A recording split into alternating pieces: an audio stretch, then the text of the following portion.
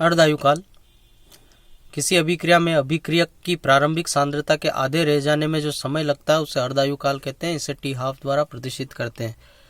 अर्थात कहने का मतलब ये है कि कोई अभिक्रिया हो रही है और उसमें जो भी अभिक्रियक है, जो भी अभिकारक जितने भी हैं हमारे पास, उनकी प्रारंभिक सांद्रता यानी शुरुआत में वो जितने थे, अब वो उसके आधे रह गए और आधे रह जाने में उनको जो टाइम लगा वो टाइम ही अर्धायु काल कहलाता है। यानी मान लीजिए कि हमारे पास कोई अभिकारक 100 ग्राम था, तो वो 50 ग्राम कितने टाइम में रह जाएगा? 100 का वो 50 रह गया तो वो टाइम हमारा अर्धायु काल होगा। 1000 का 500 रह गया तो वो टाइम हमारा उसके लिए अर्धायु काल टी हाफ होगा। अर्धायु काल हम शून्य कोटि की अभिक्रिया के लिए भी निकालेंगे और प्रथम कोटि की अभिक्रिया के लिए भी निकालेंगे। दोनों को निकाल के देख लेते हैं। देखिए, शून्य कोटि की अभिक्रिया के लिए अर्धायु काल कैसे निकालते हैं। आप जानते हो कि वेग स्थिरांक शून्य कोटि के लिए k बराबर कितना होता है। प्रारंभिक सांद्रता r नोट ले लिया, इसमें से t समय बाद सांद्रता हमारे पास r बचेगी और डिवाइड बाई t हो जाता है। तो ये वाला r जो हमने लिखा वो t समय बाद बचा, और ये t समय बाद जो बचा, यदि वो प्रारंभिक सांद्रता r नोट का आधा बचा तो ये अर्धायु काल हो जाएगा, ये वाला t। तो यहाँ पे हम क्या कर सकते हैं कि यदि ये वाला r जो है, जो t समय बाद बच रहा है, वो r नोट का आधा हुआ, r नोट बाई 2, तो क्या होगा, मान रख देते हैं k बराबर r नोट शुरू वाला, ये इसमें से घटाया r की जगह लिख दिया r नोट बाई 2, r की जगह क्या लिख दिया, r नोट बाई 2 सही नहीं लिखाया, कोई बात नहीं, बाई 2 डिवाइड बाई t। देखिए, r नोट में से r नोट बाई 2 को घटाना है, यानी कि 1 में से 1/2 को घटाना, तो 1 में से आधा गया तो आधा बचेगा। तो k बराबर कितना बचा, 1 में से आधा गया तो आधा बचा, तो r नोट का आधा कर दीजिए, r नोट का आधा, ये बच गया, और नीचे डिवाइड बाई t तो है ही। तो k बराबर r note by 2t। t को इधर ले लीजिए, k को पक्षांतरित कर लीजिए, t और k का स्थान बदल दीजिए, कैची गुणा, t की जगह k लिख दो, k की जगह t लिख दो, सीधी सी बात। t की जगह k की जगह t लिख दिया, और 2t की जगह k लिख दो। ये बन गया हमारा शून्य कोटि की अभिक्रिया के लिए अर्धायु काल। t को t हाफ लिखना है, ध्यान रखना, क्योंकि अर्धायु काल निकाल रहे हो तो t की जगह t हाफ हो गया।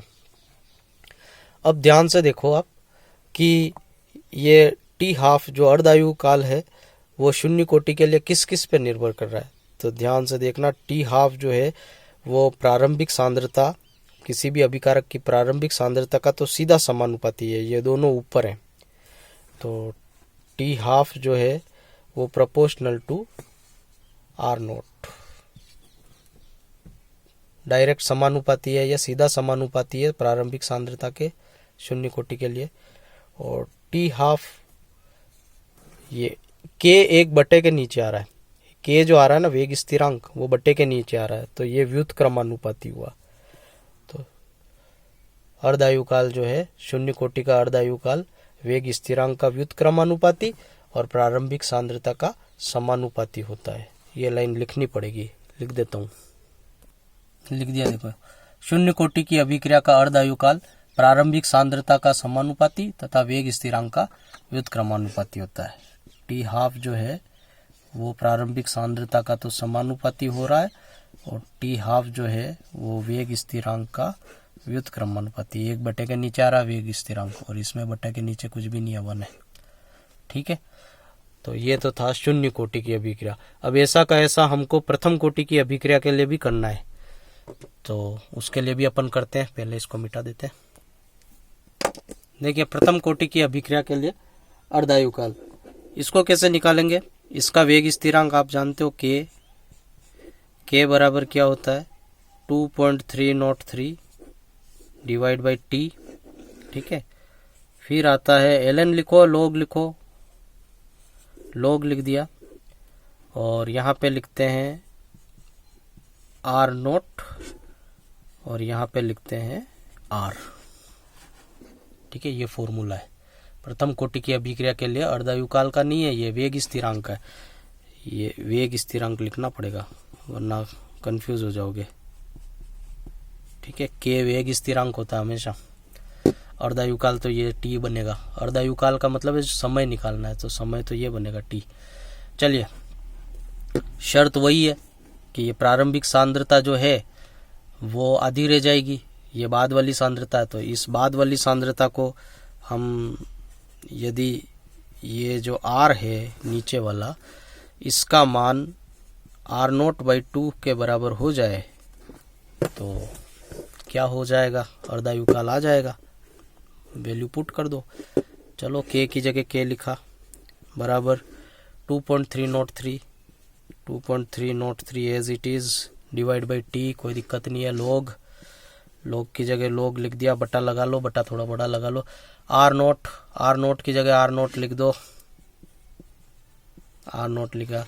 अब नीचे वाला आर जो था इसको नहीं लिखना है, नीचे वाले आर की जगह नया मान आ गया है हमारे पास आर नोट बाई 2। तो नीचे हम यहाँ पे लिखेंगे आर नोट और बाई 2 और नीचे लिखने की जगह ऊपर कर दो इंटू 2। ठीक है, आर नोट से आर नोट काट सकते हो आप, आर नोट से आर नोट कट गया है, आर नोट से आर नोट हमने काट दिया। तो अब क्या बचा, के बराबर 2.303 टी और log, ये तो कट गया, केवल इंटू 2 बचा है तो log 2 हो गया। log 2 की वैल्यू आप जानते हैं 0.3010, 2.303 डिवाइड बाई टी और इंटू आएगा 0.3010। ये log 2 की वैल्यू होती है, सबको याद होनी चाहिए। और इन दोनों का गुणा भी याद रखना है, 2.303 और 0.3010 का गुणा याद रखना है 0.693, 0.693। ये आपको याद रखना है, ये केवल केमिस्ट्री में नहीं, फिजिक्स में भी है। ठीक है, और ये डिवाइड बाई टी आ गया। फिजिक्स में ये के की जगह लेमड़ा होता है और ये टी तो वही होता है, कैपिटल टी होता है इसमें, तो कोई फर्क नहीं पड़ता है। आप तो ये फॉर्मूला याद करें, सारे फॉर्मूले मिलते जुलते ही होते हैं। वेग स्थिरांक का मान आ गया, टी का मान आ गया, के की जगह टी लिख दो, टी की जगह के लिख दो, तो अर्धायुकाल आ जाएगा। टी बराबर 0.693, के की जगह टी लिख दिया और टी की जगह के लिख दिया, और टी को अर्धायुकाल बनाना है तो टी हाफ कर दिया। ये अर्धायुकाल का फॉर्मूला बन गया। अब इसमें देखो, प्रारंभिक सांद्रता कहीं नजर नहीं आ रही, आर नोट नजर आ रहा है क्या? प्रारंभिक सांद्रता सूत्र में कहीं नजर नहीं आ रहा है, यानी कि प्रथम कोटि की अभिक्रिया के लिए अर्धायुकाल टी हाफ जो होता है ना, वो प्रारंभिक सांद्रता पे निर्भर नहीं करता। प्रारंभिक सांद्रता भले कुछ भी रखो, टी हाफ अर्धायु उस पर निर्भर नहीं करती, पर के नजर आ रहा है, यानी कि वेग स्थिरांक का तो व्युत्क्रम हो गई। वेग स्थिरांक ज्यादा होगा तो अर्धायुकाल कम हो जाएगा, वेग स्थिरांक कम करोगे तो अर्धायुकाल ज्यादा हो जाएगा, ये व्युत्क्रम है। तो अब ये लाइन अपन को लिखनी पड़ेगी कि ये इस पे आर पे निर्भर नहीं करता है, प्रारंभिक सांद्रता पे निर्भर नहीं करता है, और वेग स्थिरांक का व्युत्क्रम होता है। ये लिख देता हूं मैं, देखिए लिख दिया। प्रथम कोटि की अभिक्रिया के लिए अर्धायुकाल प्रारंभिक सांद्रता पर निर्भर नहीं करता है। ठीक है, दोनों ही कोटि के सूत्र एक बार फिर से आप नोट कर लें, ध्यान रखें। प्रथम कोटि का तो अभी मालूम ही है आपको, शून्य कोटि का फिर से लिख रहा हूं मैं। शून्य